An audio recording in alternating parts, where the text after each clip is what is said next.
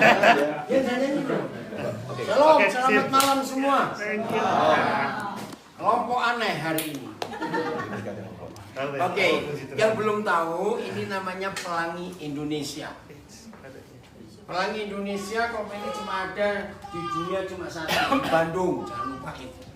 Oke, jadi yang belum tahu, Pelangi Indonesia lebih bangun dulu lah pemimpinnya.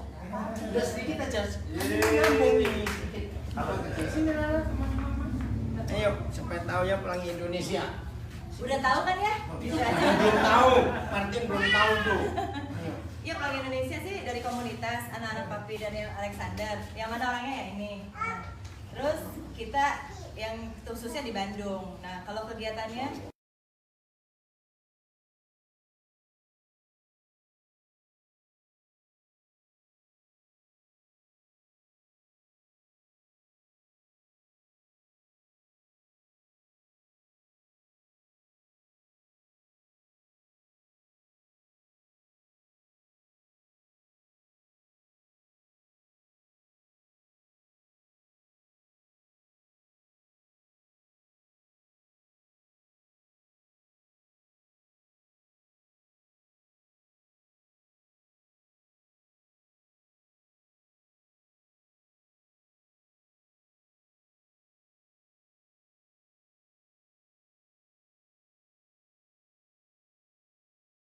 waktu dia kecelakaan sampai begitu parah, ada 2 kali info masuk ke saya. Nah, logikanya, kalau saudara dengar info seperti itu, umum aja lah coba cerita. Kira-kira apa sikap kita? Yang umum, nah, oh kasihan ya, gitu loh. Tapi info itu muncul lagi. Nah, sebetulnya dari yang pertama, Roh Kudus sudah bilang kamu harus temui orang itu dan kamu ajari dia untuk dia balas dendam pada iblis. Itu suara keras. Nah, saya sudah kenal suara itu, saya tahu. Tapi lagi sering kan saya mikir, saya ini nggak kenal. Terus gimana caranya masuk? Nah, ketika suara kedua datang, saya nggak pakai tanya macam-macam, saya beri info, saya tanya sekarang orangnya di mana? Oh, masih di rumah sakit Singapura. Rumah sakit mana? Saya harus tahu. Saya terbang ke Singapura. Nah, begitu ketemu dia, ketemu papa mamanya, wih, hati saya hancur betul. Saya langsung bisa merasakan kalau itu anak saya seperti apa ini keadaannya. Udah, nah saya cerita. Saya 2 hari di Singapura, cerita sama Steve semuanya. Saya bilang ke papa mamanya juga, pokoknya kalau dia sudah bisa jalan, saya akan ajak. Sampai 6 bulan lewat, kok nggak ada kabar apa-apa. Saya telepon Steve waktu itu, ingat ya Steve? Jawabannya nantilah, nanti. Sampai 3 tahun nanti terus.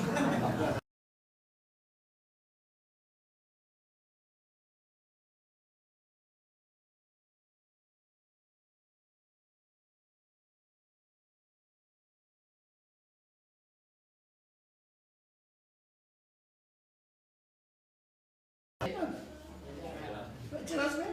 Apalagi Steve ini sudah tahu Amerika, tahu Australia, tahu semuanya. Saudara bayangkan, cobalah kita semua malah ini merem 10 menit aja saya melek. Udah ngerti nggak maksudnya, bisa bayangkan, oke? Waduh, tapi gimana caranya? Begitu. Nah, November 2017 saya mulai bertindak. Lagi sekali saya cuma cerita soal kesimpulan. Apa tindakan saya? Saya harus cari tempat tinggal buat Steve di Jakarta. Untuk apa? Karena kalau dia tetap tinggal di Inobonto, di Sulawesi Utara, itu kalau normal 3,5 jam dari Manado ke selatan. Dan jemputnya dia ongkosnya berapa? Nah, saya harus dapat tempat di Jakarta. Gimana caranya? Ya uang dulu dong untuk cari tempat. Nah, suatu hari dalam perjalanan, kami rombongan kira-kira 40 orang. Saya lagi telepon Steve. Itu sudah agak maksain. Nah, ternyata di samping saya ada pendeta. Namanya Ibu Ria Tobing. Saya kenal dia cukup lama. Begitu saya selesai, terus Ibu Ria bilang, Boden, jadi kalau itu cari tempat. Iya, di Jakarta. Nah, kebetulan apartemen saya kosong. Pakai saja. Hah, bayangin. Maka itu saudara saya katakan kepada saudara, kalau mau berbuat sesuatu untuk orang, jangan tunggu punya apa-apa dulu. Katakan amin. Yang penting hati. Saya kaget. Betul, betul.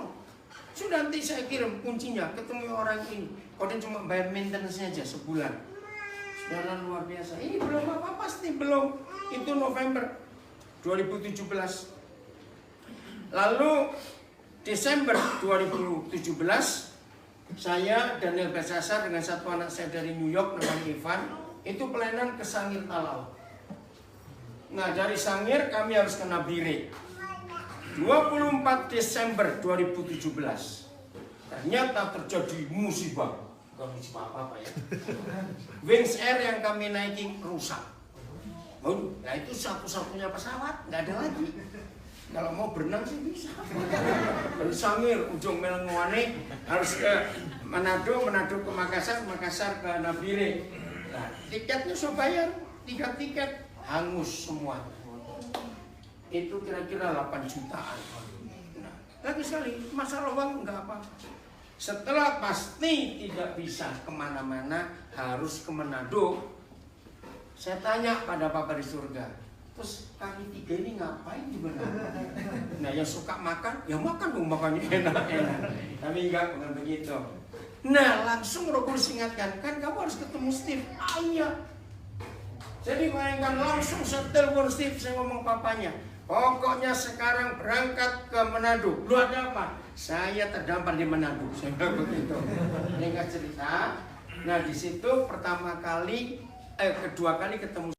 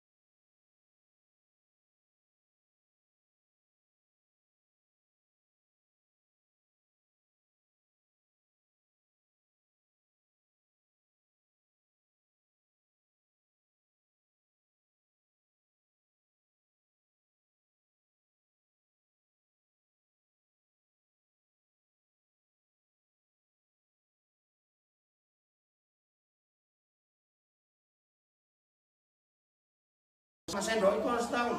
Nah sudah di piring itu ada makanan apa. Garpunya saya pegangkan, terus sendoknya bilang, ini ayam, ini sayurnya apa, supaya tahu.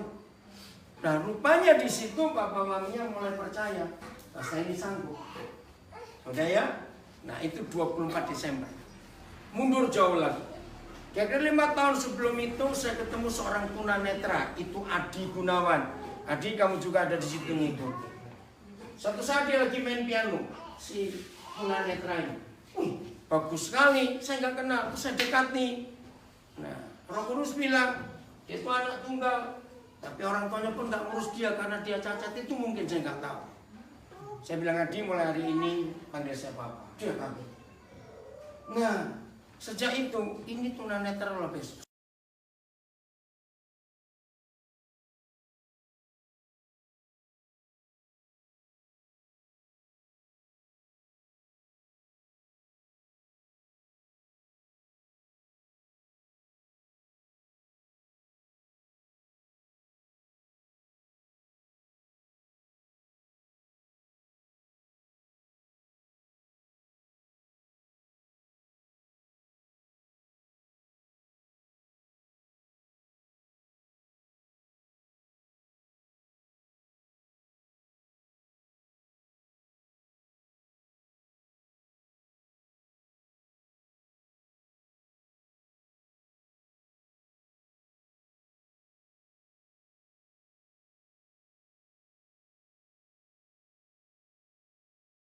Rp1.600.000. Saya beli sekian banyak. Dia kaget. Aku untuk apa? Sampai saya bilang, Adi, Betapa banyak orang buta yang nggak punya uang. Kamu ajari mereka, nangis dia. HP, 10 HP pertama yang saya beli untuk dia. Dia panggil 10 tunanetra. Diajari semua. Dari 10 itu 4 jadi muridnya dan jadi asistennya sekarang ini. Dari 10 saya kontak teman-teman, siapa punya uang 1.500.000, coba berapa aja. Bisa dapat berapa puluh. Adi diundang ke Tuban, ke Lamongan, ke Jawa Timur. Sekarang jadi terkenal di Malang. Nah, tahun lalu akhirnya dari Universitas Macung yang di Malang, salah satu dosennya bilang, ini kamu bisa buat institut. Saya biayai dia untuk cari notaris. Buat cepat berdiri di situ. Sekarang wali kota Malang mengangkat dia jadi warga kehormatan karena tunanetra banyak ditolong oleh dia. Hanya 1.600.000 orang buta bisa melihat. Nah, setelah rumah didapat apartemen untuk Steve, maka langkah pertama saya kenakan Steve ke Adi Gunawan. Nah, ini keren. Jadi papa mamanya Steve dengan Steve bertiga dari Manado turun Surabaya. Yang jemput siapa? Yang jemput si buta itu.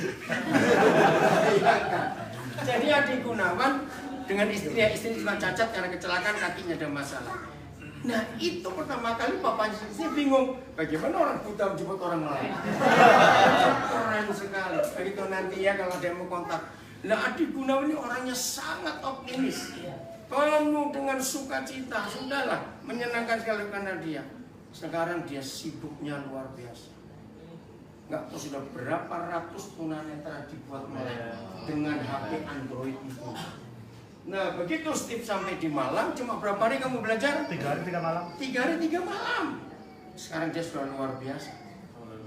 Ngerti ya? Nah, saya kembali. Akhirnya sejak Maret itu sampai hari ini. Maaf saya cerita, Pak Max jangan tersinggung. Agak berat saya cerita, tak tersinggung. Karena orang tuanya sudah bisa-bisa untuk biaya. Lebih dari sekian M, saudara, untuk operasi ini semua. Nah, maaf. Jadi kalau Tuhan nyuruh saya begini, saya nggak cuma ngajari dia. Maaf, biaya tiket semua saya bayar ke Singapura, ke Taiwan, ya ke beberapa kota. Ini dari 26 Januari, ini belum berhenti sampai hari ini. Jogja, Semarang, Kudus, Tayu, Semarang lagi, Bandung, terus muter aja begitu. Nah, terus sudah beberapa kali ini saya pergi dengan dia. Nah, sekarang lagi sekali. Saya nggak pernah mikir uang tiket itu berapa.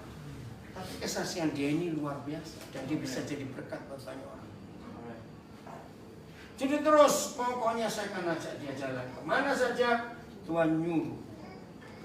Tadi sudah dapat berkat nggak kesaksiannya? Ya, sebentar lagi Ari harus pergi ini. Ariansyah angkat tangan. Arya, nah ini dia harus berangkat jam 9:15 karena keretanya jam 9:30. Harusnya malam ini dia dibaptis di Ciater. Nah, dia dari Muslim. Maaf. Saya ketemu dia dengan Pak Edo tanggal 26 Juni 2018.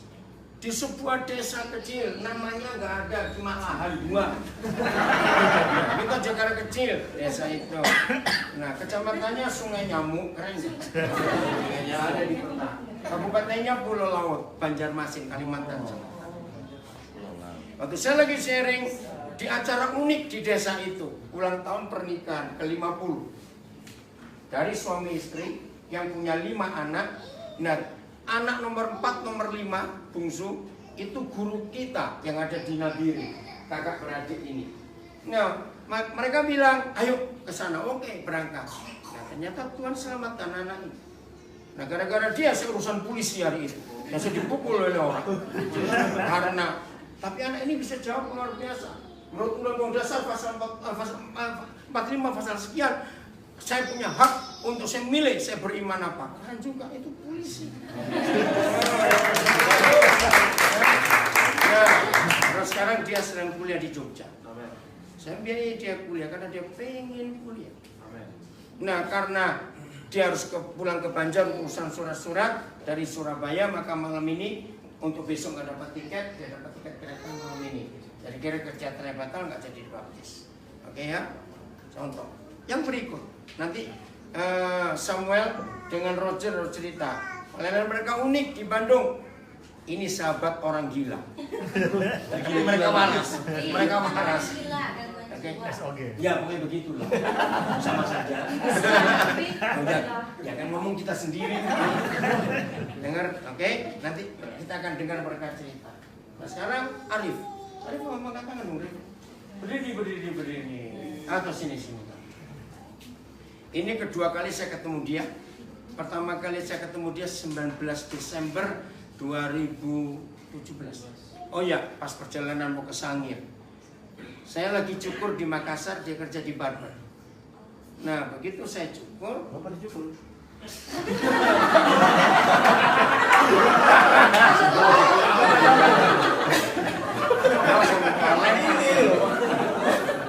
Nah, waktu dia megang kepala saya, Roh Kudus bilang 3 hal. 1, hari ini dia itu ulang tahun. Oh iya. Itu nomor jadi jangan ngomong.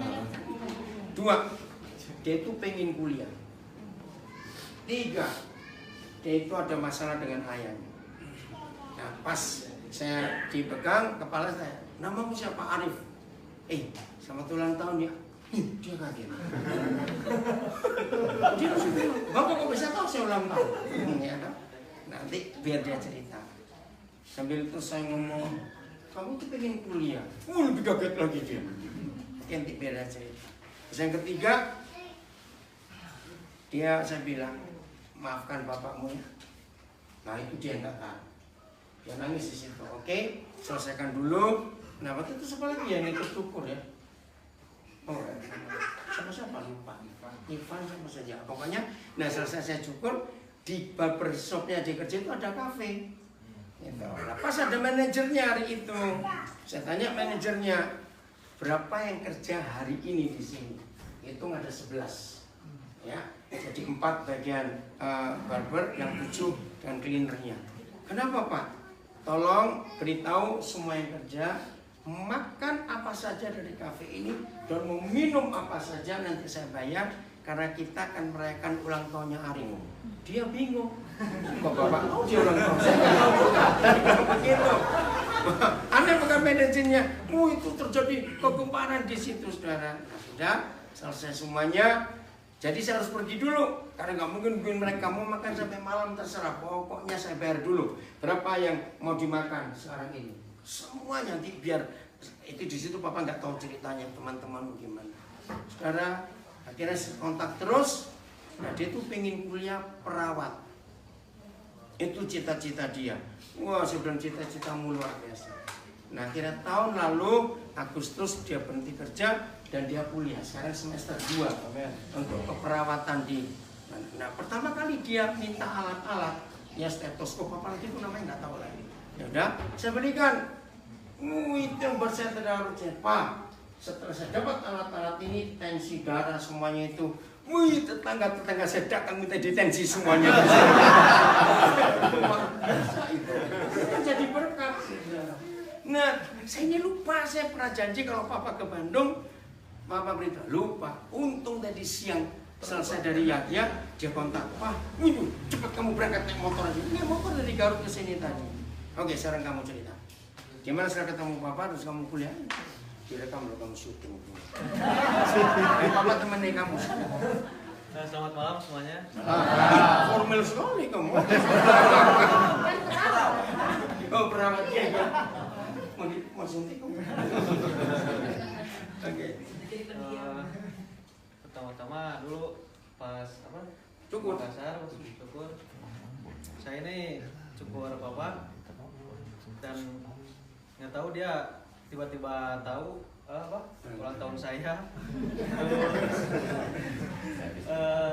tentang saya sama Papa saya udah nggak ada sama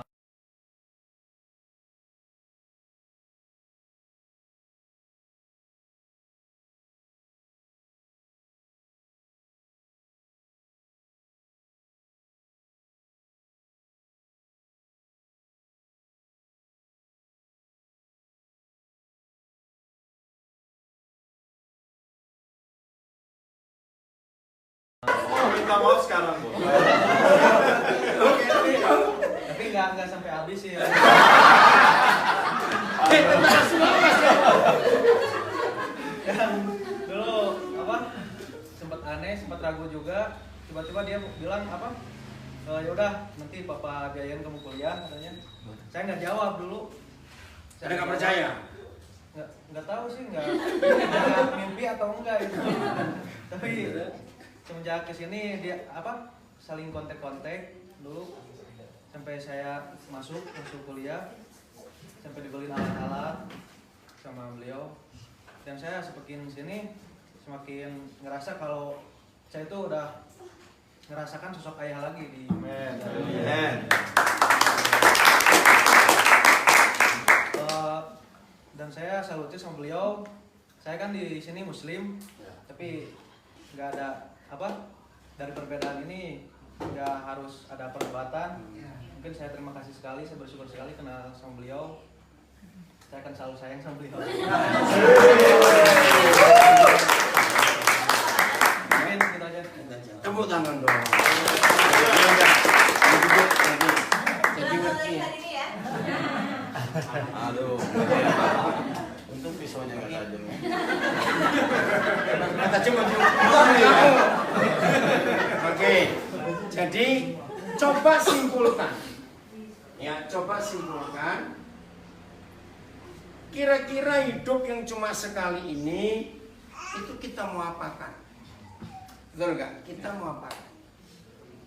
Nah, itu sebabnya kalau saudara dan saya selalu memberi kesempatan, perhatikan kalimat ini, selalu memberi kesempatan kepada Tuhan untuk menjadikan kita alatnya, ya, dampaknya itu luar biasa. Kenapa banyak manusia sulit memberikan kesempatan untuk Tuhan memakai dirinya? Karena 3 alasan. 1, sibuk. Betul enggak? Sibuk. Maka itu berapa kali saya bilang pada Papa di surga, Papa sudahlah, pokoknya kalau ada anak-anakmu yang Papa perlukan untuk dia menyelesaikan pekerjaanmu, dia berkata sibuk, balaslah ngomong kalau dia perlu bilang engkau juga sibuk. Saya bayangkan kalau sampai Tuhan jawab kita perlu dia, terus dia jawab sibuk, lalu kenapa itu? Anaknya kita nih cerewetnya papanya.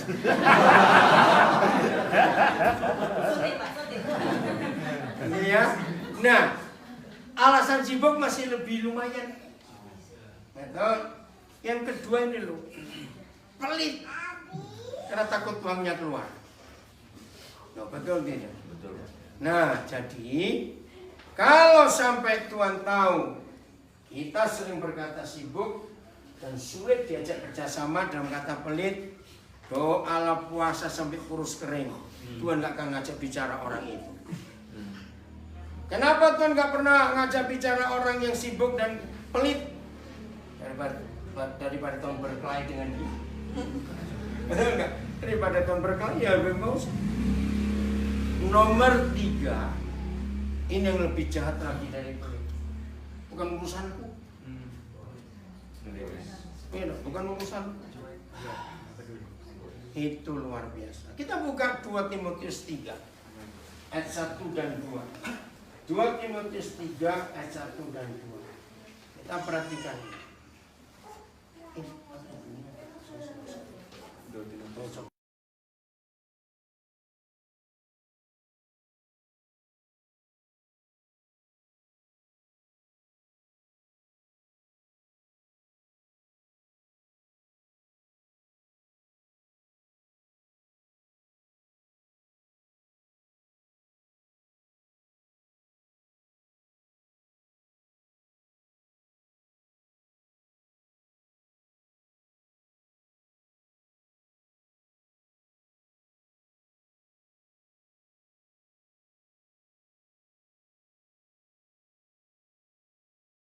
Dunia satu-satunya yang memberitahu kita bagaimana keadaan manusia akhir zaman itu hanya 2 Timotius 3. Tidak ada buku lain yang pernah menulis bagaimana keadaan manusia akhir zaman. Datang masa yang sukar, sekarang sukar. Kalimat berikut, dan manusia akan mencintai dirinya sendiri dan Jadi tambah uang. Oke, yang ayat berikut baca di rumah. Saudara perhatikan. Mak, belum selesai.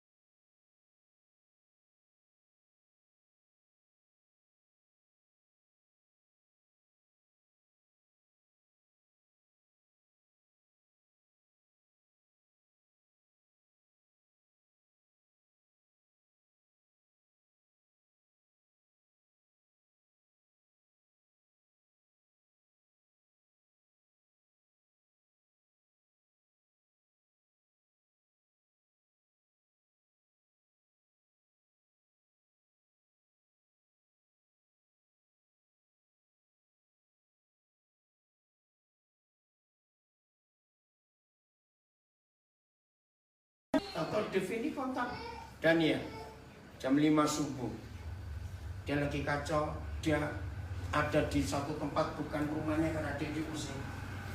Nah, terus saya tanya, kan teman-temannya banyak, kenapa harus kamu? Bisa ada Daniel berkata sibuk, capek dari Israel. Nanti katakan dengar ceritanya. Jadi di zaman seperti ini, maka dicari bukan sekedar orang Kristen dan bukan sekedar murid Yesus, tapi kelompok orang yang mau peduli dengan orang lain. Betul, yang mau peduli dengan orang lain. Saudara, kalau tidak celaka sekali. Ketika dunia dalam keadaan seperti ini, muncul orang-orang yang betul-betul peduli. Ini yang Tuhan cari dalam hidup kita.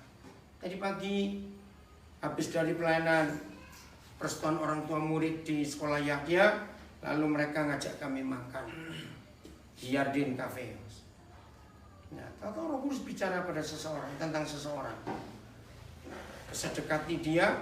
Nah, tapi saya punya cara. Gimana caranya ketemu orang ngomong ini? Saya tunggu dia mondar-mandir. Begitu pas dia lagi di depan apa itu counternya kafe, secepat lari. Nah, padahal kafe saya masih ada di cangkir. Saya habisin cepat-cepat. Terus saya bilang, tolong buatin lagi yang sama dengan ini. Nah, sambil buat, saya tanya, kenapa kamu itu kecewa dengan hidup? Wih, dia kaget. Bapak paranormal.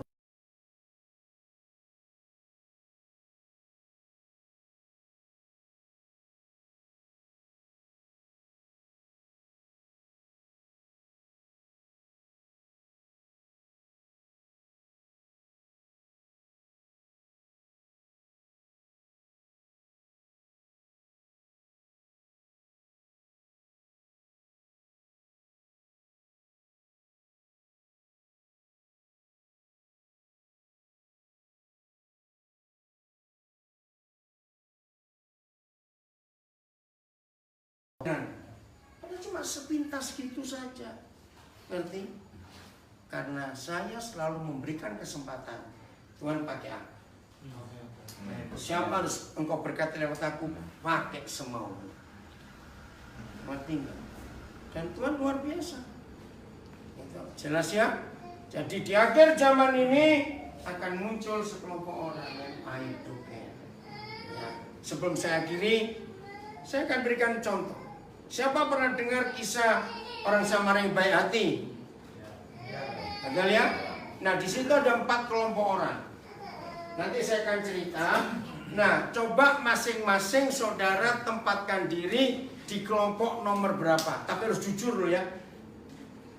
Kita bisa kenapa? Oh, burung. Oh, pakai wifi. Ini just di phone. Ke situ. Wifi-nya yang mana? Ada?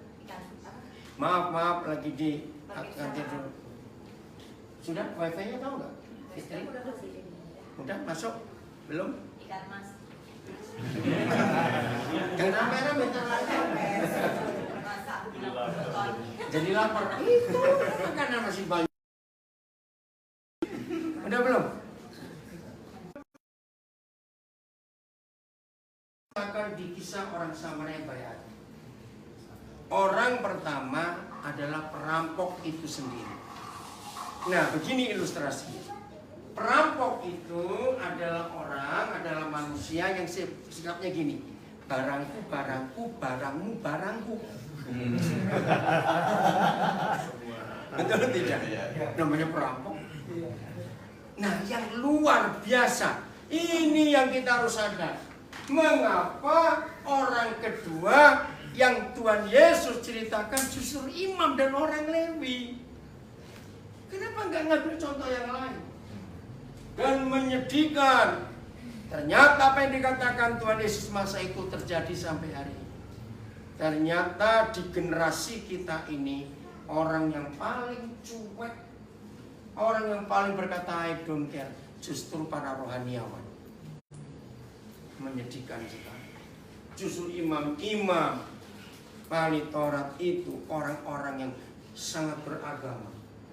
Maka itu ketika mereka lihat orang ini dirampok, Tuhan Yesus bilang apa? Mereka bagaimana sikapnya?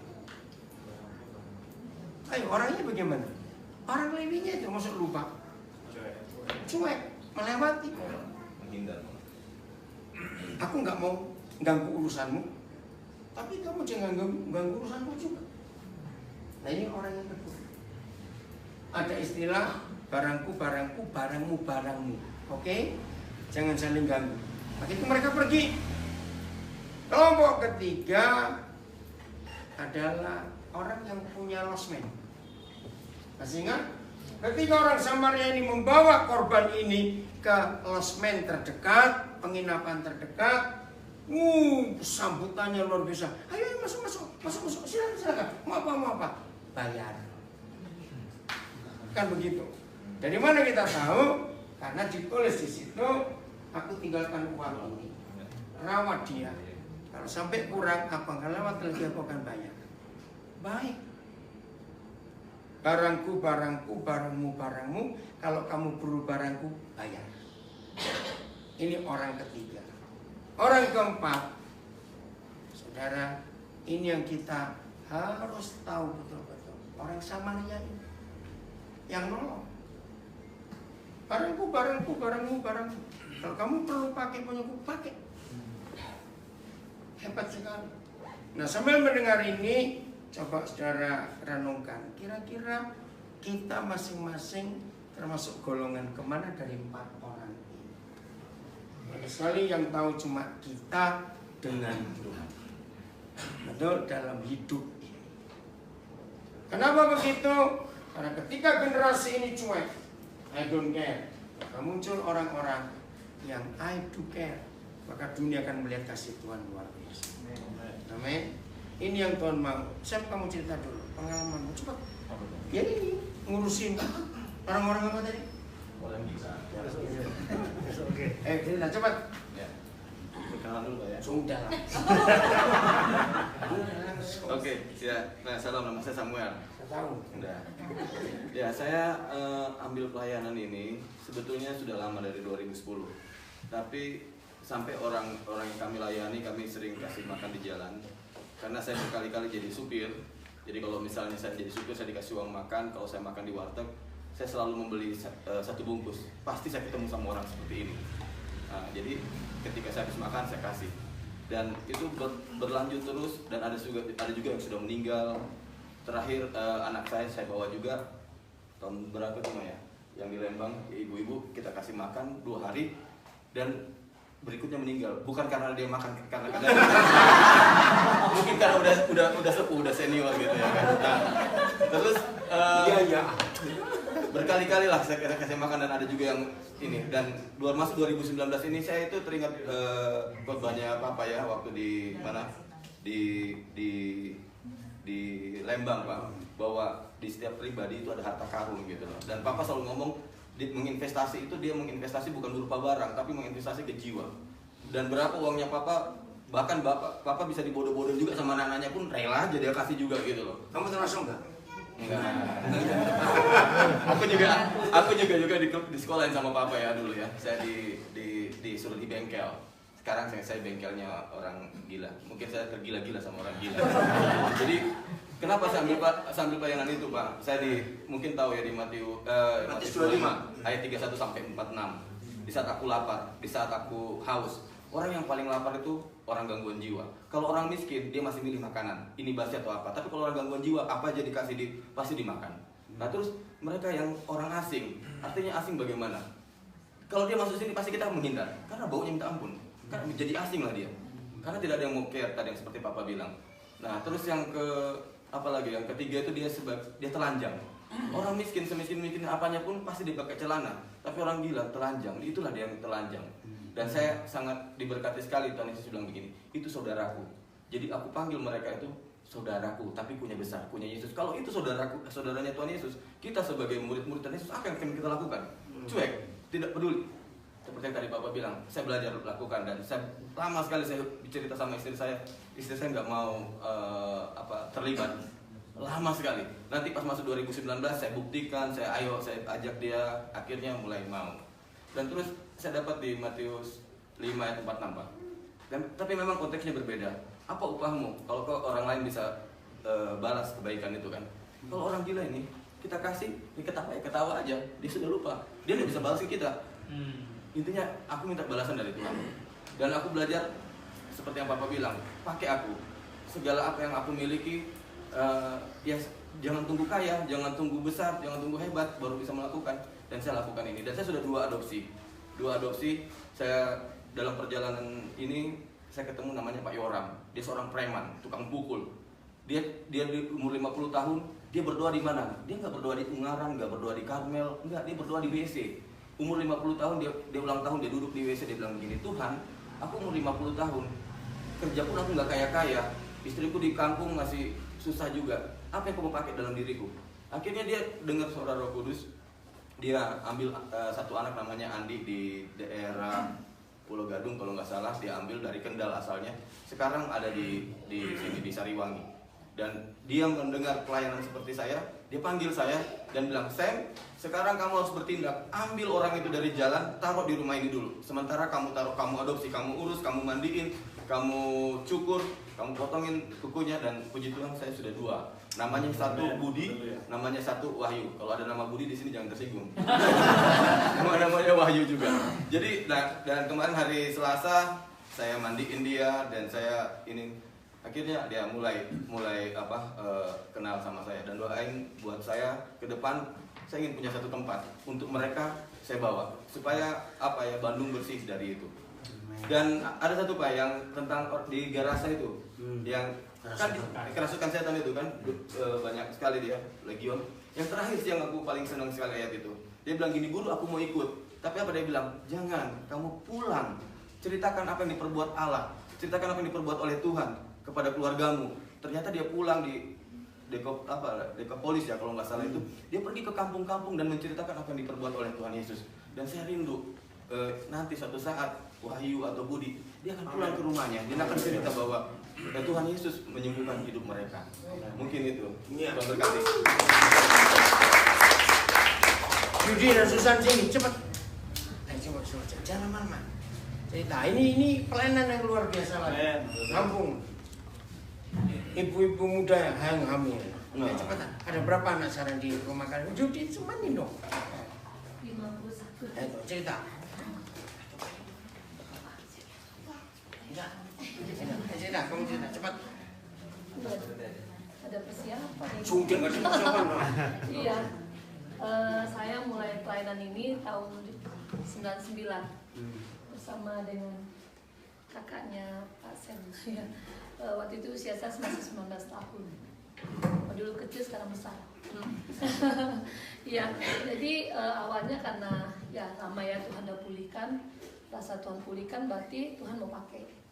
Akhirnya waktu itu kita nggak terpikir untuk menangani wanita yang hamil di luar pernikahan karena nggak ngerti nggak pernah mendengar ada pelayanan seperti itu karena saya baru bertobat tahun 2009 tahun 99, dan akhirnya waktu itu ngurus umur saya 19 tahun dan saya sudah ngurus orang hamil gitu, jadi nggak mengerti banget, tapi ya saya mau taat sama Tuhan.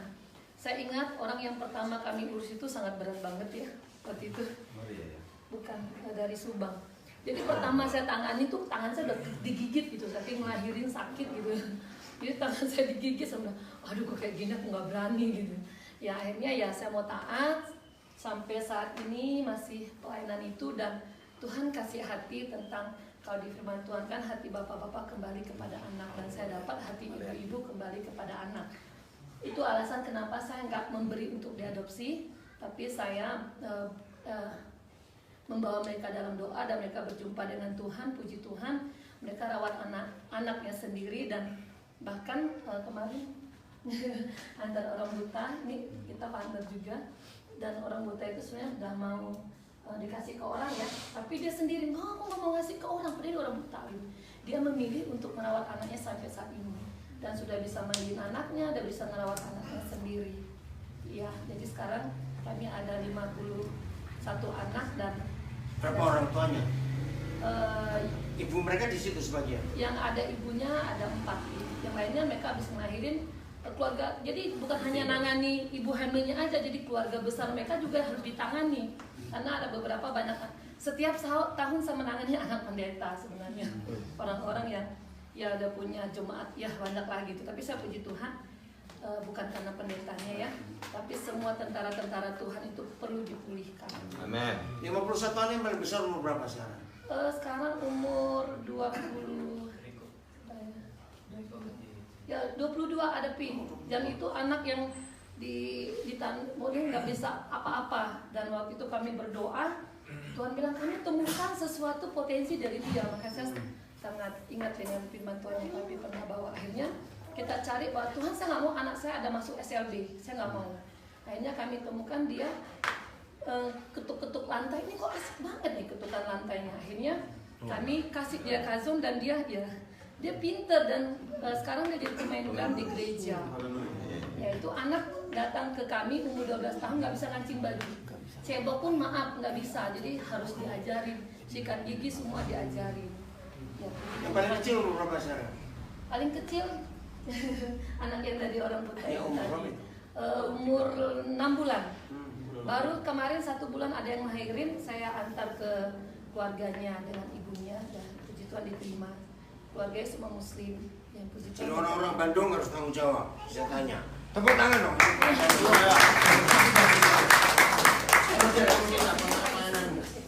Nah, ini lain lagi pelayanannya. Ayo. Shalom semuanya. Shalom. Kenalkan. Ya sudah. Ya, kalau yang lain tidak dikenal tidak disayang, kalau kita harus beda ya. Sekalipun nggak kenal tetap harus sayang. Amin. Berikan kemuliaan bagi Tuhan. Jadi Tuhan, saya bersyukur pertama-tama Tuhan kasih kesempatan untuk bersaksi ya, atau menceritakan kasih Tuhan. Kedua, bisa berjumpa dengan Papa. Sama sih sebenarnya, kita dengar firman Tuhan tentang potensi dari orang-orang tersebut. Sebenarnya benar, mereka itu punya potensi. Tapi di sini saya mau ceritakan hal-hal yang ya saya mungkin belum sehebat seperti teman-teman. Kalau mereka memang sudah terjun, di sini saya masih belajar ya. Tapi satu hal yang saya dapat di sini bahwa melakukan ini harus punya dasar. Ya. Kalau kita nggak punya dasar, itu tandanya apa ya? Coba-coba. Ya, kita coba-coba. Saya coba merenungkan firman Tuhan banyak hal, karena saya juga masih belajar melayani Tuhan. Saya bilang, Tuhan, saya memang terbeban dengan orang-orang pinggiran seperti itu, orang-orang yang dihinakan oleh orang-orang lain ya. Dari juga saya sebelum bertobat juga masih di kota Manadonya, ya saya juga suka nampung sebenarnya, tapi bukan karena saya mengasihi mereka karena Tuhan yang suruh, enggak. Karena saya cuma kasihan sama mereka karena nggak punya tempat tinggal. Tapi saya juga yang repot, setiap hari harus nyuciin, kasih makan dan lain-lain. Cuman di situ saya bisa belajar bahwa ternyata Tuhan mau pakai di hal itu gitu kan.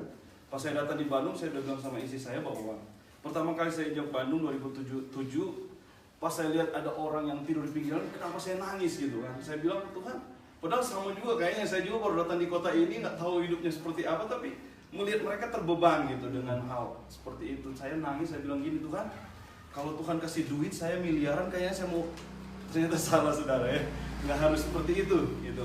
Akhirnya saya lama-lama ikut Tuhan, akhirnya kita terbeban lewat pelayanan ini. Pelayanan ini memang jarang hamba-hamba Tuhan yang mau ya, jarang hamba-hamba Tuhan yang mau. Tapi ya seperti yang sudah dibilang sama Bapak bahwa benar ini yang Tuhan suruh gitu, yang Tuhan prioritaskan sebenarnya, yang Tuhan ingin dalam hidup kita, bahwa kita coba memperhatikan orang lain, tidak hidup sendiri. Ya, tidak hidup sendiri, karena saya yakin, saya percaya kita semua di tempat ini Tuhan taruh di dunia bukan hanya untuk numpang makan, numpang minum, numpang ke toilet mungkin, atau numpang tidur, ada rumah dan lain sebagainya sampai tua dan kembali lagi ke dia gitu loh. Tidak. Yang saya tahu semua kita di tempat ini Tuhan taruh di dalam dunia ini pasti ada tujuan dan maksud. Salah satunya itu ya. Tapi di sini saya mau katakan bahwa saya melayani ini bukan tidak ada dasar. Saya melayani bukan tidak dasar. Saya ambil firman Tuhan di dalam Matius juga, bahwa kasihlah sesama manusiamu seperti dirimu sendiri. Itu hukum yang kedua. Hukum yang pertama adalah kasihlah Tuhan Allahmu dengan segenap hatimu. Artinya gini, dasarnya saya gini, kenapa saya mengasihi mereka? Karena itu saya sudah mengasihi Tuhan. Awalnya saya mengasihi Tuhan. Jadi dampak saya mengasihi mereka itu karena saya mengasihi Tuhan. Itu harus jadi dasar dalam pelayanan saya gitu. Karena ngapain saya mengasihi mereka, dan itu kasih dari diri saya sendiri gitu. Itu gak akan mampu dan gak akan kuat. Gak akan mampu dan gak akan kuat. Akhirnya saya, oh benar, saya harus mengasihi Tuhan juga. Ternyata dampaknya ketika saya mengasihi mereka itu tulus banget. Tulus. Dan saya di sini sih menceritain bahwa pelayanan saya sebenarnya di kalau orang-orang kayak orang-orang yang terganggu, orang gila seperti itu, sebenarnya itu kalau kita ketemu di jalan aja, jadi kita kasih makan. Kalau di itunya kita juga ke pemulung dan lain-lain. Kalau Bapak kan mungkin khusus di orang yang kayak gitu ya. Gila ya. Yang nggak enak dibilangin gitu loh. Saya juga, karena saya sering ketemu dengan orang-orang seperti itu. Kayak saya di ujung Berung ketemu dengan orang, saya ngasih makan aja dia gitu loh, kayak mau menghindar gitu loh, mau menghindar. Akhirnya ternyata ada proses. Setiap hari kalau kita lewat, kita bawain makanan, satu waktu dia nggak mau terima, malah dia mau lempar gitu. Namanya orang gila gitu kan, kasih makan malah dia lempar. Tapi ternyata gitu, kasih setiap harinya jadi kenal gitu loh. Jadi CS. Jadi CS. Jadi CS. Yang harus seperti itu, kita harus merasakan sebenarnya gimana yang. Jadi selanjutnya kita sebenarnya di pemulung. Di pemulung itu kita juga nggak bawa nama kekristenan sebenarnya, karena memang saya juga mau ngomong gitu, pelayanan seperti ini banyak yang rusak sebenarnya. Yang rusaknya orang-orang kita sendiri ya. Kasih. Kita sendiri. Aduh, saya malu banget sebenarnya jadi orang Kristen kalau datang ke mereka sebenarnya. Kenapa? Karena pertama gini, saya pernah datang ke satu bapak 20 tahun tinggal di ruko, di bawah ruko orang.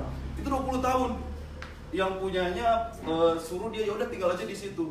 Dan dia curhat ke saya dan dia bilang gini, "Pak, saya kalau mau ngajak kerohanian saya nggak mau. Kenapa? Saya kan datang bukan bawa ke Kristen, saya bilang saya bukan orang Kristen, saya bilang. Saya bukan orang Kristen, saya bukan orang Muslim, saya cuma mau berbagi gitu kan." Dia bilang gini, ada yang datang kalau nggak bilang haleluya, nggak dapat makanan gitu kan. Aduh, saya bilang malu banget gitu kan, harus ngomong seperti itu gitu. Cara-cara seperti itu kalau buat saya itu sedikit pemaksaan kayaknya, ya kan, harus kenal Tuhan dengan cara seperti itu. Dan ada juga banyak yang gembala-gembala datang bahkan untuk menarik mereka, ternyata buat undang di gereja buat ambilin darah mereka, donor darah. Saya bilang, kok bisa seperti itu gitu pelayanan kita orang Kristen gitu loh. Nah di situ saya dapat pikiran gini, adalah langkah lebih baik kalau kita pendekatan ke mereka secara sosial. Itu yang paling mereka terima sebenarnya. Ketika kita datang, kita berbagi makanan ke mereka, ngobrol dengan mereka, bahkan bisa peluk mereka sebenarnya, karena mereka sebenarnya minder dengan hidup mereka. Ini adalah satu pengalaman saya, maksudnya kalau di sini bisa mau dan Tuhan gerakan untuk terjun dalam pelayanan seperti itu, kita nggak boleh ada batas dengan mereka. Kita harus benar-benar seperti tadi mandiin. Tapi saya belum sampai di situ soalnya. Kalau untuk mandiin takut dicakar saya kayaknya kalau mandiin. Soalnya kan ini orang lagi, cuma itu memang karunia ya. Itu udah karunia. Jadi apa ya? Jadi saya mau bilang bahwa saya bersyukur sama Tuhan. Pertama, saya bersyukur ketemu sama Papa, luar biasa. Saya belajar lewat hamba Tuhan yang Tuhan urapi luar biasa dengan kerendahan hatinya gitu. Ya, apa yang harus disombongkan gitu. parah banget orang yang nggak ada terus sombong gitu kan. Saya lihat papa gitu loh, punya karunia luar biasa tapi orangnya rendah hati. Tapi terlebih saya percaya itu semua pemberian Tuhan. Amin. Amin. Jadi saya mau tekankan kita bahwa sedikit dari yang saya mau bilang bahwa kita melakukan segala sesuatu harus punya dasar. Kalau kita nggak punya dasar, seperti kita bangun rumah kita di Tidak ada fondasi, ya. pasir. Jadi dasar saya cuma mau bilang kepada saudara-saudara di tempat ini bahwa pertama karena saya mengasihi Tuhan. Saya lakukan itu karena saya mengasihi Tuhan. Karena kalau saya melakukan karena kasih saya itu mungkin hanya sebentar dan terbatas. Nah oleh karena itu juga banyak teman-teman kayak teman-teman saya ada Martin di sini, mereka yang nyuplai. Jadi bukan duit pribadi saya juga. Ada teman-teman, jadi kita bareng-bareng ya, bareng-bareng ngumpul duit, kita masak-masak, kita bawa kayak kemarin dari papa dari mana itu ya? Subang. Dari Subang pas kita pulang, bukan bohong. Dia aja yang nggak mau terkenal sebenarnya. Jadi pas kita pulang, beliau hamba Tuhan luar biasa ini bilang gini, ayo kita beli makanan, kita bagi-bagi. Akhirnya apa? Kita bagi-bagi buat mereka. Padahal kita lagi di jalan, lagi pulang. Karena apa ya? Itu respon harusnya yang ada di kita. Yang kita memperhatikan orang. Karena jujur, benar kata Papa. Di akhir zaman orang-orang Kristen itu dia ada yang lebih bagus, ada yang lebih parah gitu loh. Tidak mau memperhatikan orang lain, hanya diri dia sendiri dan merasa bahwa sudah cukup dengan rohani yang dia punya, padahal salah. Saya bilang salah kenapa? Karena saya terasa kita semua di sini seperti Papa bilang, seperti firman Tuhan bilang bahwa kita ini adalah apa itu ya? Harta-harta karun yang tersimpan yang harus diungkap. Potensi kita harus dikeluarkan. Saya yakin kita semua di tempat ini Tuhan taruh di dunia, bukan saya bilang tadi cuma numpang, enggak. Harusnya pas kita balik lagi ke Tuhan, kita bawa banyak orang. Kita banyak bawa orang, bukan cuma diri kita sendiri. Tapi ada orang berpikir gini, lah diri saya aja sendiri nggak mampu gitu, apalagi mau bawa orang. Sebenarnya salah, karena dia nggak mau berusaha. Karena dia nggak mau, seperti kemarin saya juga kaget dengan firman Tuhan pas di Subang, bahwa Tuhan itu, ya saya kaget juga gitu kan, bertanya-tanya bahwa Tuhan itu, ya Papa bilang, bukan maha kuasa. Tidak maha kuasa. Bukan maha kuasa, tidak maha kuasa. Saya terhadap kita. Saya pikir ada benar juga gitu loh. Karena terkadang gini, makanya ada firman Tuhan ya Pak, jangan ke kiri atau ke kanan, ya kan? Ya jangan menyimpang ke kiri atau ke kanan. Yang artinya kita harus ikut jalannya Tuhan, tapi bisa ternyata kita ke kiri atau ke kanan. Sering ya. Kamu tahu banget. Jadi maksudnya benar, saya renungkan di jalan di rumah, pas sampai di rumah benar, kita memang harus ambil pilihan diri sendiri gitu loh. Dan itu harus didorong oleh Roh Kudus. Ya, harus didorong oleh Roh Kudus. Dan saya bilang benar. Kadang kan kita bilang gini, Tuhan, saya pingin puasa tapi kayak nggak mampu gitu loh. Padahal sebenarnya mampu kan.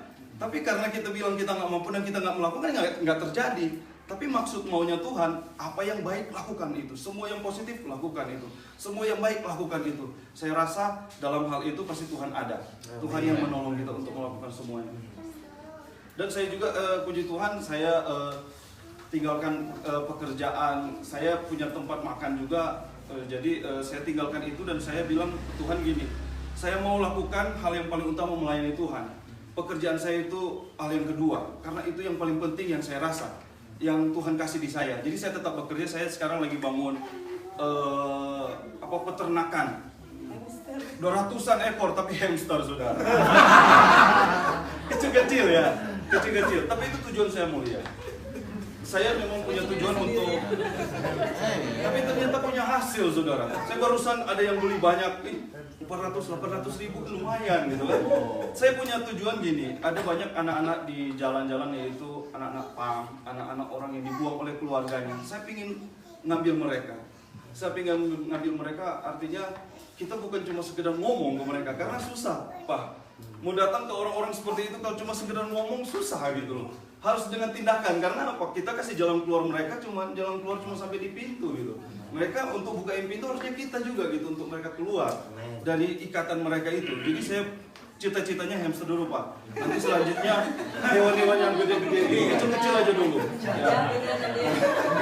Jangan untuk gajah, habis rumah kalau Nanti kelinci. saya hamster nanti kelinci baru yang makanan yang enak itu.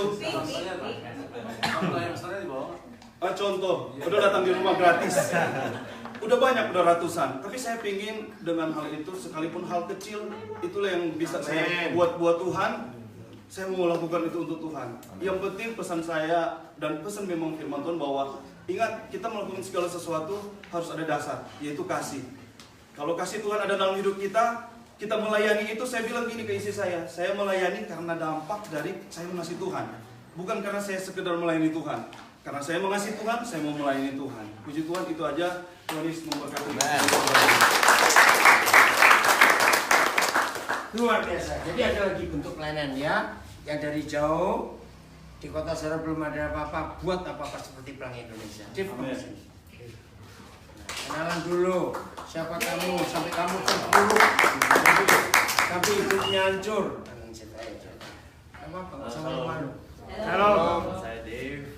Saya mau cerita sedikit aja bagaimana saya bisa sampai saat sini sekarang, bagaimana saya bisa ketemu Papi. Nah, dimulai 2 tahun yang lalu saya lulus kuliah dari Amrik 2017 Januari saya pulang. Saya pulang ke sini, pergaulan saya hancur. Saya kembali ke teman-teman high school saya, di mana mereka ngajak kayak party doang, buang-buang uang. Papa masih ada, mama juga masih ada. Papa kerja, mama kerja. Papa nyuruh saya kerja, saya belum mau. Saya mau have fun dulu harus lulus.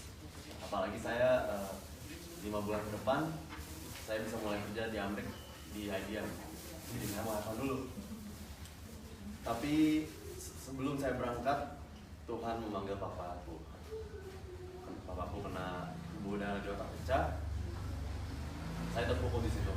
Soalnya di keluarga saya cuma dekat sama papa. Adik sama kakak saya gak begitu dekat sama saya gara-gara mereka lumayan iri. Soalnya mama papa bisa dibilang lebih Sukses. bukan bangga-banggain aku lah sebagai anaknya, mereka aja diamin. Tapi di proses itu saya masih hancur. Saya jatuh ke obat-obatan, minuman, rokok, dan saya punya pacar juga sama kelakuannya. Bapak meninggal, aku disuruh ke kantor, aku nggak mau. Aku masih punya duit, tabungan aku masih banyak, duit masih ada, udah aku main-main terus. Sampai suatu saat aku udah gak punya apa-apa, dimana aku terjerat kasus utang. Teman-teman aku ngelaporin semua ke kantor, Dave orangnya begini, Dave merusak pertemanan kita semua, Dave merusak kita semua merusak sama gara-gara Dave. Padahal saya balik ke Jakarta, saya ngikut mereka, tapi saya diam aja, saya terima. Dan soal utang juga saya bayarnya dulu susah, saya nggak ada duit, ada utang gimana bayarnya? Saya coba ke teman-teman saya, konglomerat semua teman-teman saya, yang punya lipo, yang punya apa, mereka tapi nggak mau bantu, sama sekali nggak mau. Sampai orang mama saya tahu soal saya ngobat, soal saya ada utang, dikeluarin saya dari rumah. Ini bulan Desember kemarin. Saya bersih udah dari Agustus, tapi utang masih berjalan tuh dari situ. Saya dikeluarin dari rumah, saya nggak punya apa-apa, ATM beneran tinggal 20.000, nggak bisa ditarik. Tapi nyoba nggak? Nyoba. ATM BRI. Indomaret saya baru tahu. Indomie. Pernah tahu sama-sama. Jadi saya di situ, saya ke Banten, saya tinggal di Karawaci di Jakarta, di Tangerang. Ada tempat 24 jam, restoran. Saya duduk di situ, wifi free, saya pesan es teh manis. Itu nggak ada nih. Saya mikir aja, bayar gimana ntar dulu. Bukan 24 jam, jadi saya duduk, nonton TV, nonton HP, nggak kontak siapa-siapa, cuma nonton doang. Tapi saya benar-benar sedih, saya nggak punya apa-apa. Orang tua saya udah, mama saya masih ada tapi saya diusir. Kakak saya, adik saya look down ke saya. Saya benar-benar nggak dianggap sebagai abang gitu istilahnya. Suatu saat saya lihat story-nya Daniel nih di Instagram. Wih, lagi di mana nih orang? Temen gitu tau ya. Daniel itu tuh guru saya dulu, guru matematik. Bukan guru nakal. Guru les matematik saya. Gue yang ngajarin ya. Waktu saya SMA, dia yang ngajarin matematik. Tapi kita terakhir kali ngomong 2013 ya, 2014. Udah 5 tahun, 4 tahun 5 tahun kita nggak ngomong. Tapi saya komen aja di Instagram dia, saya apply dia. Bro, gue mau curhat. Dia nggak balas sama dia. Lama banget. Ya udah saya tunggu. Baru sorry bro, baru balas baru balik dari Israel. Gaya banget tuh. Sosius. Ya udah saya curhat. Bro, gue mau curhat doang. Gue nggak minta apa-apa, gue mau curhat. Saya kasih tahu semua masalah saya.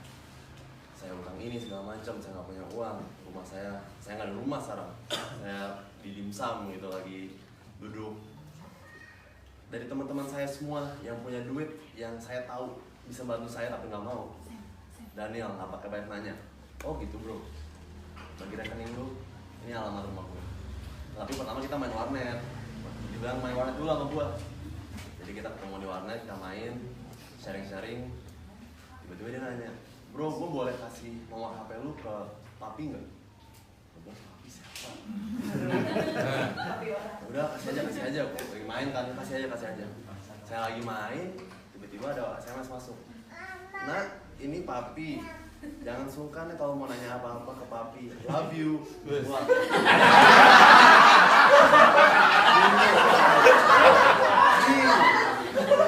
Saya udah bacanya dia siapa?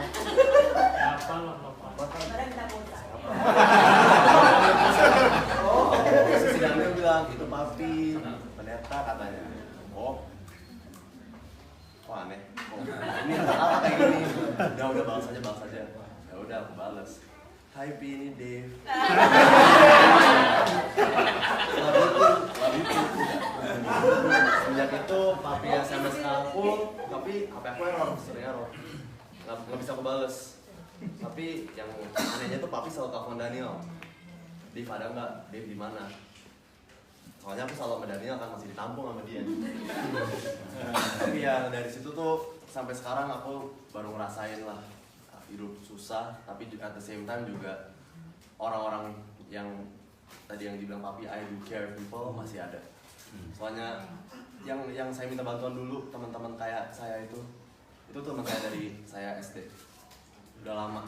Dan Daniel udah nggak ngomong 4 tahun, nggak ngomong guru les bisa bantu segitu kayak gitu aja, nggak usah nggak banyak nanya, nggak gimana Daniel. Sampai sekarang saya sukses. Nah kedepannya saya bakal ingat momen itu dimana saya at the lowest point of my life. Siapa yang ada di situ?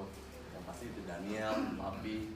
Dan sekarang juga pergaulan saya juga udah mulai baik lah. Saya tinggalin semua pergaulan buruk, teman-teman yang buruk saya tinggalin. Saya mau fokus. Hari ini saya paksa dia ganti nomor telepon. Iya, disuruh ganti ya pakai nomor HP. Soalnya juga saya kerjaan juga saya terganggu sekarang di kantor gara-gara masalah saya. Teman-teman saya ke kantor saya ngomong itu ke pihak kantor, dia ngancurin kita segala macam. Kantor langsung ngeliat saya tuh berarti papa istilahnya, saya bos. Tapi mereka langsung ngeliat saya ini kan kayak bos kayak gini. Saya nggak dianggap sama sekali, nggak terima gaji, nggak terima apa. Saya baru tahu gara-gara Daniel ngomong ke asisten saya. Dia bilang asisten saya ngomong mantannya Dave datang ke kantor bilang kalau dia merusakin kita semua di hancur. Ya saya difitnah gitu, saya udah terima aja. Emang saya dulu hancur nih, saya terima, saya jalanin. Tadi malam juga saya baru ngomong sama kakak saya minta maaf. Saya tahu saya nggak bakal dimaafin, soalnya perbuatan saya ke keluarga saya tuh parah banget. Saya minta maaf, ujung-ujungnya saya dikatain. Dan juga saya niat balik ke kantor mau fokus kerjaan, tapi kayaknya nggak bisa. Soalnya kakak saya bilang, kamu mau berubah, oke, tapi kakak nggak percaya, kakak harus lihat sendiri. Dan kalau kamu mau berubah, tunjukin di luar kantor, di luar cyber. Kalau kamu mau kerja di sini, aku mengundurkan diri. Saya nggak mau. Soalnya kakakku udah, saya melihat dia dari bawah ke atas, dia kerja di situ susah payah sampai dia ke posisi dia. Saya lebih baik kerja di luar dulu. Saya proof ke kakak saya, ke keluarga saya udah berubah, baru saya bisa balik lagi. Nah, ya udah sekarang diajak ke papi ke Bandung, ya saya di sini. Senang dong. back to the point, ya saya bersyukur aja saya bisa kenal Om Daniel, Papi, kalian semua Jadi sekarang. dikenalin sama Daniel Berkasa. Iya. Pi, aku juga kenalin satu orang loh, Pi. Saya bawa ke sini juga. Itu Siapa? Meses. Oh, boleh. Belum lama nggak ketemu. Belum ketemu, orang ketemu di Grab sama saya. Oh. Tiba-tiba curhat sama saya, Oh, saya si bingung. Naga ini? Bukan Anda si Meses yang ya. Kasihan dia lagi. Oh, itu.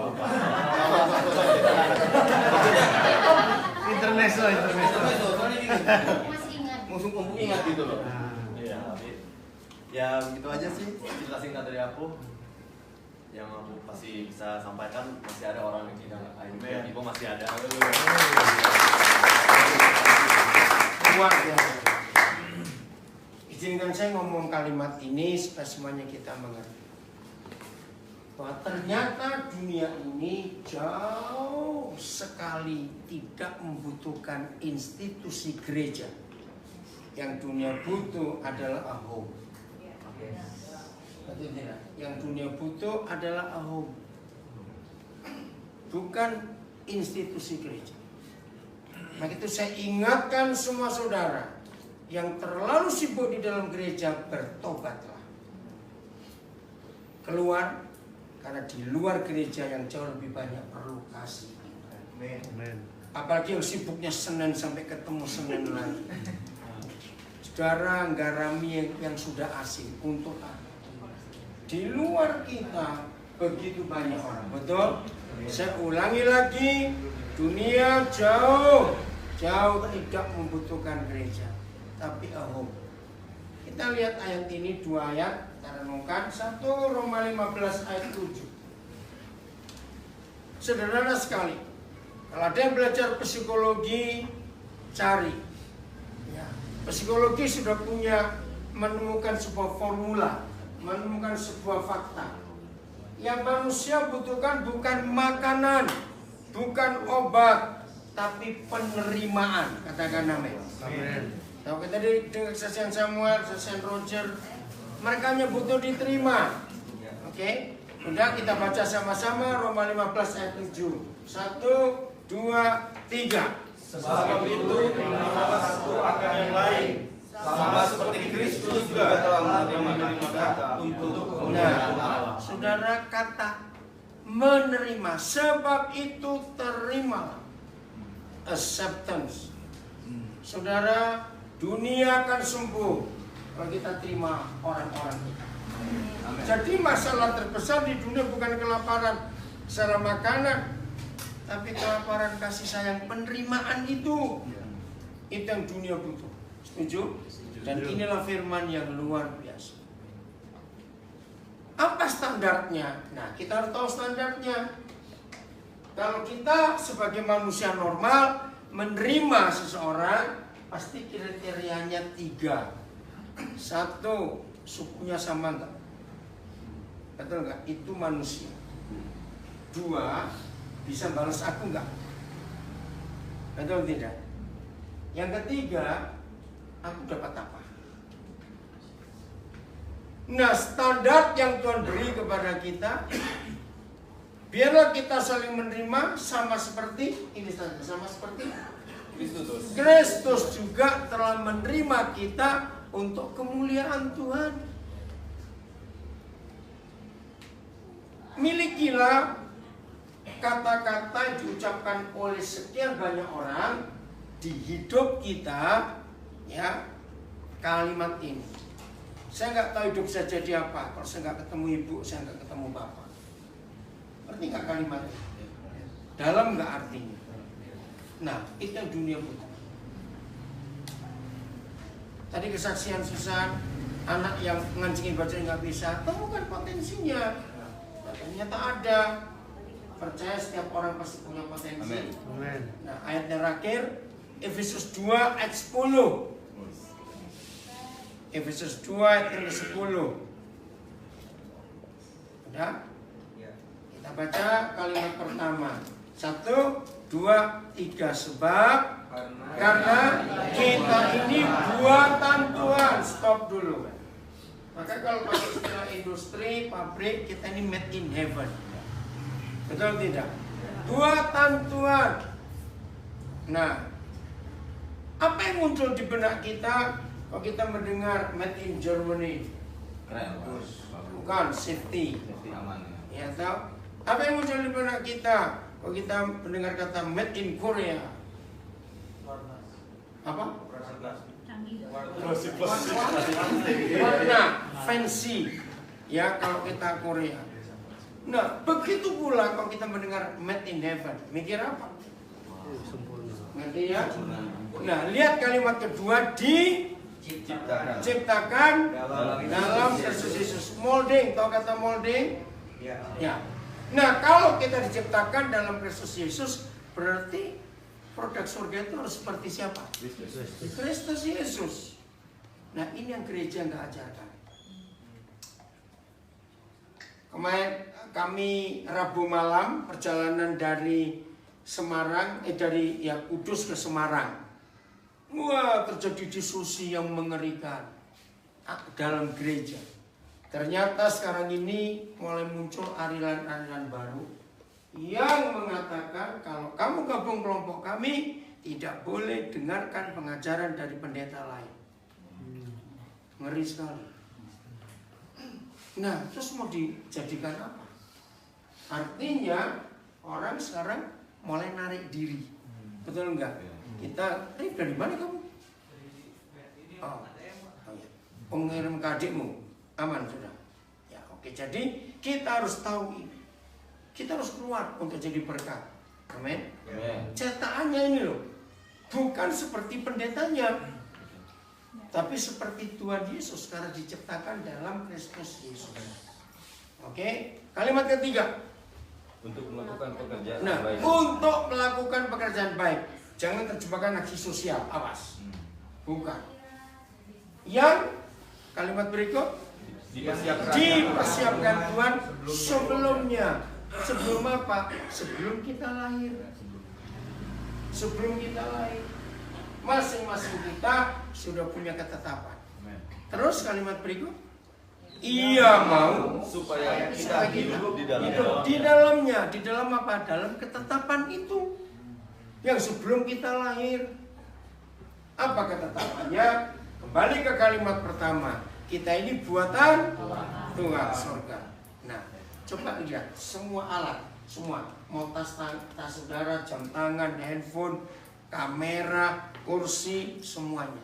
Renungkan. Ternyata semua yang dibuat oleh orang, mau yang paling mewah sampai yang paling sederhana, semua itu tidak ada yang berguna untuk barang itu sendiri. Tahu nggak? Sesimpel-simpelnya sebuah barang, saya bilang tusuk gigi.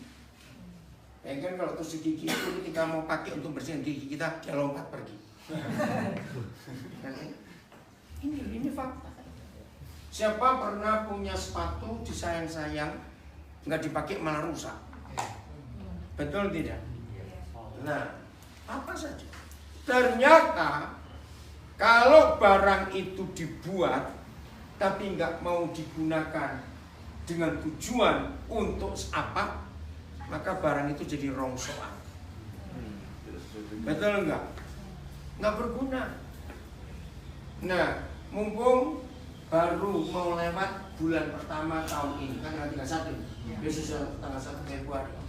Siapa yang belum pernah menemukan tujuan Tuhan menciptakan diri kita masing-masing, hari ini temukan. Amin. Sebelum masuk bulan kedua. Kita ini buatan Tuhan. Kita punya tujuan. Dipakai untuk apa? Amin. Untuk jadi berkat, jadi jawaban buat banyak orang. Renungkan ini mulai bulan kedua besok dan seterusnya. Bayangkan kalau masing-masing kita berfungsi seperti tujuan Tuhan. Ciptakan kita seperti tujuan pabrik-pabrik buat barang-barang itu. Nanti tahun 75 akhir masuk ke 76, ya, pasti banyak belum lahir. Saya dengan tim ada di pedalaman Kalimantan Timur, nggak ada listrik di sana. 6 bulan kami sepeda aja nggak ada, jadi jalan kaki atau naik ketinting. Ya. 6 bulan itu kami melayani 41 desa ya, di sekian banyak kecamatan. Jalan kaki panas kalau siang. Sampai suatu saat di kampung namanya Mencimai, masih ada sampai hari ini. Begitu kami masuk ke rumah pendeta, kami melihat lemari es. Kami berbunga-bunga. Beberapa bulan ini nggak minum es. Nah, rupanya pendetanya tahu bahwa kami gausan. Dia tersipu-sipu malu. Tanpa ngomong, terus dia buka, maaf. Jadi lemari pakaian, kamu sampai pakaian. Kami semua tertawa karena baru sadar kan nggak ada listrik. Belum sempat kami tanya, pendetanya cerita duluan. Ada pengusaha Pak di Samarinda sayang kami. Nah itu dari Samarinda ke kampung pertama kapal turun namanya Melak. Nah dari Melak sampai ke Mencimai itu kalau jalan kaki itu kira-kira 4 jam atau 5 jam. Ini kulkas dipikul. Nah pengusaha ini sayang, maksudnya baik, cuma dia lupa kalau nggak ada listrik. Nah daripada dibalikin ongkos lagi, saya bayang. Sudah, jadi 5 pakaian. Nah aneh, waktu itu terjadi yang muncul Efesus 2:10 ini. Ngerti? Jadi kalau kita hidup tapi nggak tahu tujuannya untuk apa, ya kita jadi sembarangan. Ada orang kaya bisa beli iPhone baru yang XS Max atau apa, nggak tahu pakai jadi ganjel pintu. Istilahnya ngerti nggak? Nah, maka itu temukan tujuannya sebelum tanggal 1 Februari besok. Ayo kita nyanyi. Kita mana? Tadi sudah dengar Ian nyanyi? Jama Jubahmu? Oh belum. Anda nyanyi lagu itu coba. Ada lagu bagus sekali. Yang coba cerita dulu kamu. Nanti kita berdoa. Nyanyi coba. Ini Jama Jubahmu. Cerita dulu.